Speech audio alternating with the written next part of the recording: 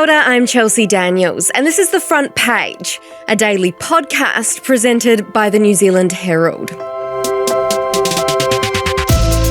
The National Certificate of Educational Achievement, or NCEA, has been New Zealand's main secondary school qualification for more than 20 years now. But its future could be on the line as more top schools plan to offer alternatives, and a government briefing raised concerns about its credibility. So is NCEA really as bad as it's made out to be? And what would be the benefit of switching your kid over to another option out there? Today on The Front Page, Dr. Nina Hood from the Education Hub is with us to discuss the future of high schooling in New Zealand. Nina, in the last few weeks, we've seen Epsom Girls Grammar announce it'll offer Cambridge exams next year. Mount Albert Grammar's principal has said it's under pressure to offer it as well. And Auckland Grammar's principal wants it scrapped entirely. Are you surprised to see this push away from NCEA?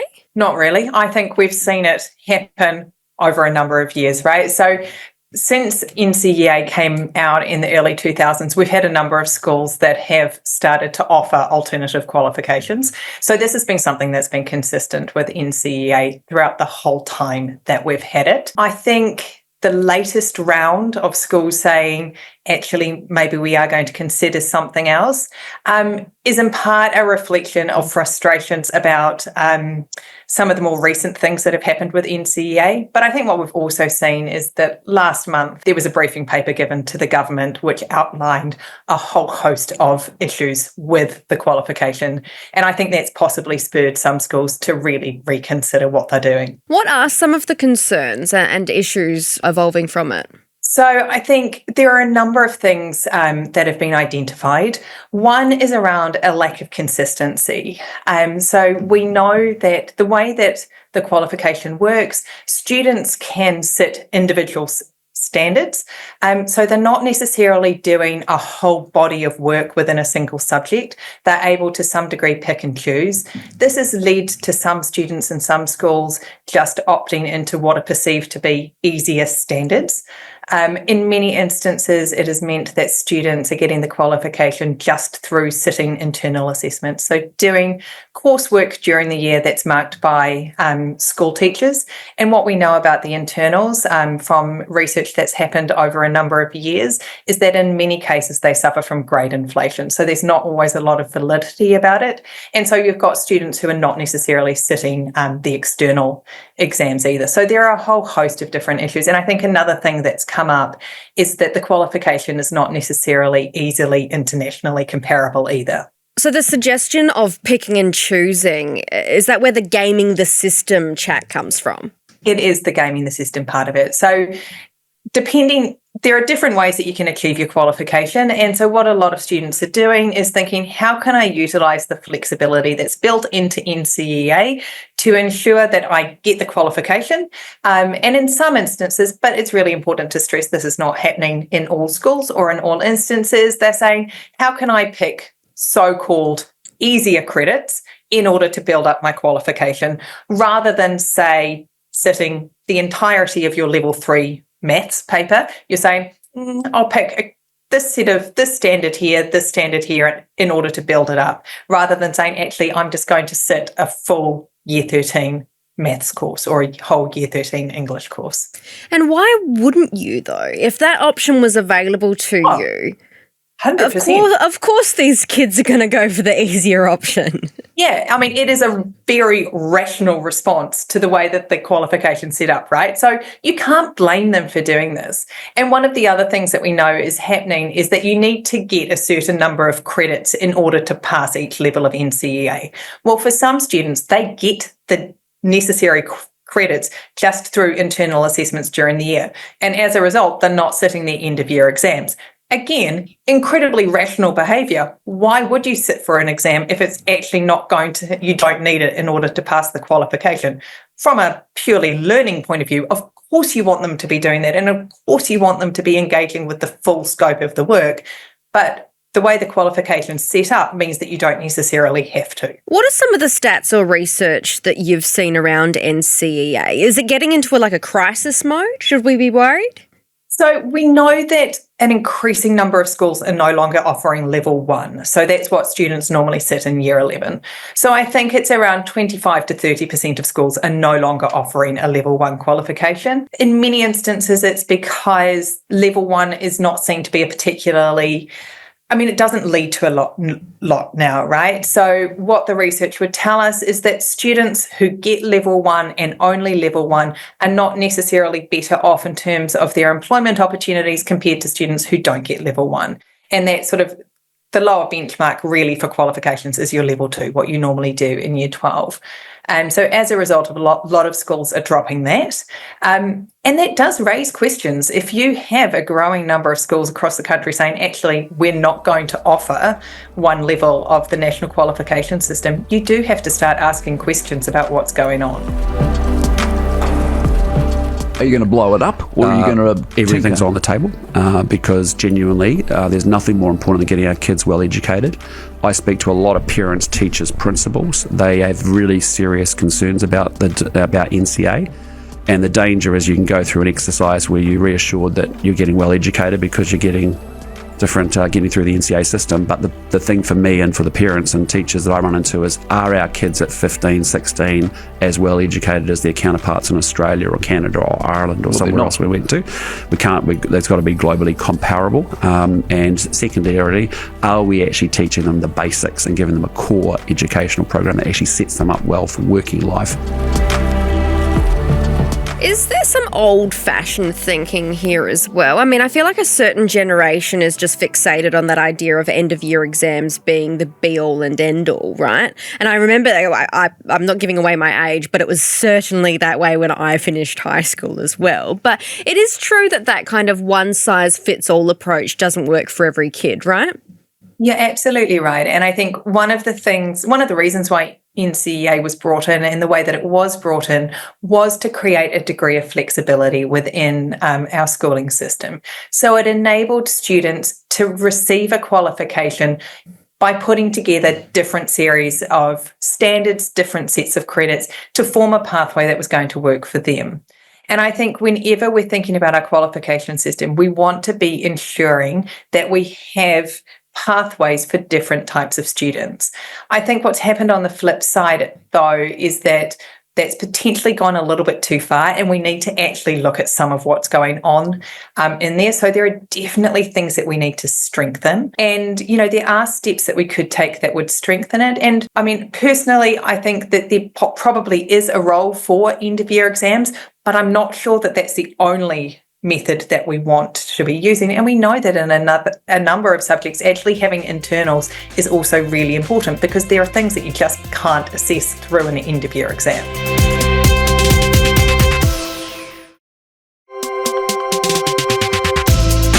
So since we're talking about alternatives, let's look at the big two that are offered. Hey, so Cambridge and the International Baccalaureate, which I've heard referred to as IB for obvious reasons. So what are they, and how do they differ from NCEA? Sure. So Cambridge is out of the UK. IB is out of Switzerland. And you're right, they're the two big international qualifications that are used around the world, but also a number of New Zealand schools are utilising. So in Cambridge, that's probably your most traditional. So if you're thinking back to sort of what it used to be like, it's quite similar to what Cambridge is. You would normally, in your final 2 years of school, so the program runs across the final 2 years of school, so your year 12 and year 13, students are usually taking 4, maybe 5 subjects in that, and they are primarily assessed through an end-of-year exam, although some subjects do have some internal assessment component built into that. But you do have far more of an exam focus. You pick the subjects that you're going to do, and you do the entirety of that subject. So you don't have a subject made up of individual standards that you can pick and choose from. You just sit that subject.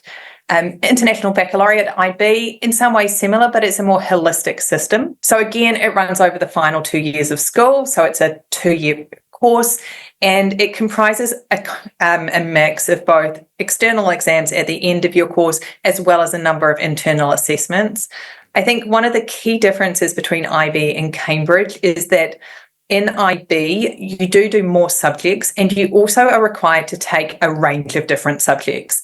So, for instance, you take a science, you take maths, you take English, you learn a language, you do a humanity or social science, but you also have learning that you do and activities that you do outside of your sort of academic program. So they have something called the theory of knowledge, which is really around philosophy that all students take. All students are required to do what they call CAS, which stands for creativity, activity, and service. So you have to do something creative. So that might be music, it might be drama, it might be dance. You have to do activity, which is some sort of sport or physical activity, and some sort of service activity. So you're getting quite a holistic, sort of well-rounded aspect to your education. And you also do what they call the extended essay. So you pick one of the subjects that you're doing and you do an in-depth research project in it.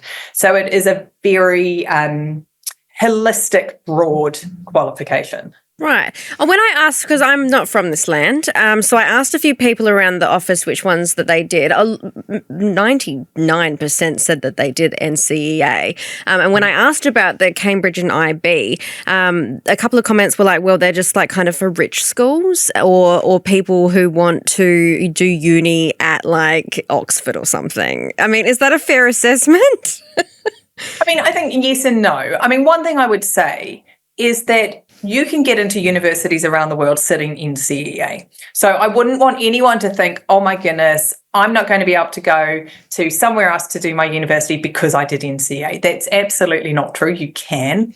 I think you're right in saying that in many cases, it's your larger secondary schools from wealthier areas that are opting to do these alternative qualifications. In the case of IB, that's because it's actually really expensive to do IB, for a school to set up IB. And part of the reason for that is that all teachers who are teaching IB have to go through quite a rigorous training program in order to be able to teach IB.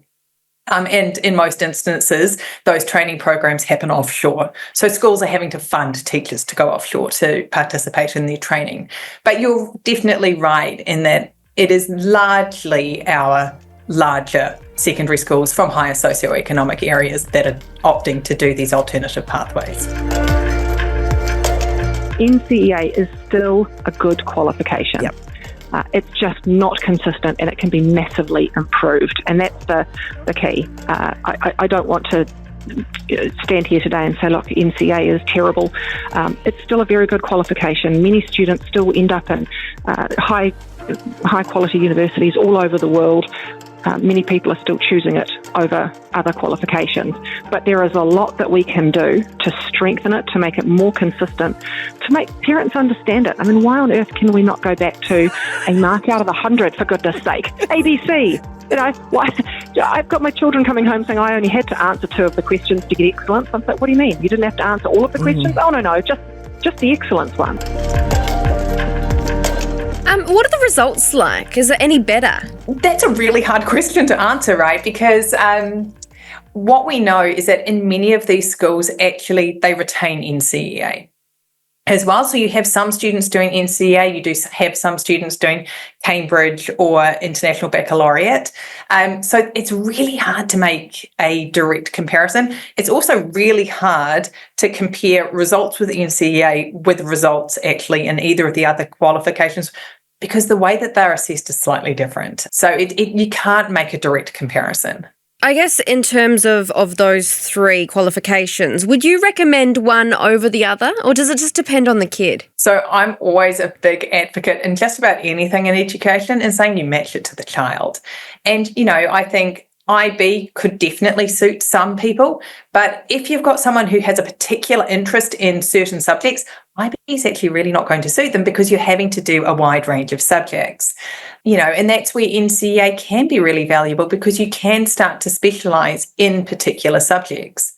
I think the other thing that we haven't touched on that's really critically important when we're thinking about any qualification system, and particularly if we're thinking about where do we go next in New Zealand, is that alongside any sort of more academically oriented qualification system, we also need to make sure that we've got a really strong vocational education and training system running alongside that, because we know that there are a number of children in our school for whom that is the right pathway for them.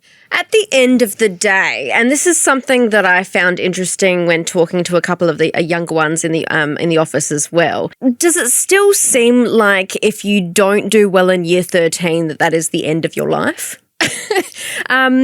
That feeling of just, I'm like, is it the same? Because I remember when I was year 12 back where I'm from, and I remember getting my results back and there being a discrepancy or something. And I, honest to God, I thought, this is it. This is the end. I'm never going to amount to anything in my entire life. Is that still drilled into kids these days? Yeah, that's a really interesting question. I mean, I think the qualifications that you get at the end of school are always going to be important because, it's at that age, that's sort of the barrier or frontier between that and the next thing that you're going to go on to do. And, particularly for students who are wanting to go on to university, then yeah, that is really important. But it's a really interesting question to explore and to ask, because we also know that there are changing dynamics and, there are people around the world who are questioning more and more the value of university and whether it's the right pathway for different people to be pursuing. But I think by and large, there is still a perception definitely among broader society, that qualifications in school do matter, that they do still stand for something. And just lastly, Nina, if you could change anything about the system tomorrow, say you've got Erica Stanford on the phone, she's like, yes, Nina, I will do whatever you tell me, I'll do it today. What's the first thing that you would tackle? I think what you've got to do is you've got to make sure that our qualification system is being based off our curriculum, right? So in an ideal world, what you do is you write a really great curriculum and then you design an assessment system that actually enables you to assess how well the students have progressed through that particular curriculum. NCEA hasn't actually worked like that. It has operated distinct from the curriculum, in part because there are a whole host of issues with the current curriculum, although those are being addressed by the work that's currently underway in redeveloping the curriculum. But essentially what you have is a qualification system and a set of standards that are defining the curriculum as it is at the moment. So we need to flip that. We need to say, what's our curriculum? Make sure it's really rigorous and robust, and then design a qualification system that enables us to reliably and validly test that. Right. So what you've been learning during the year actually shows up in the end of year exam. Yeah, absolutely. And I think, one of the things we could also do, because we know we have an issue with internal assessments at the moment with NCEA, and we don't want to get rid of them completely.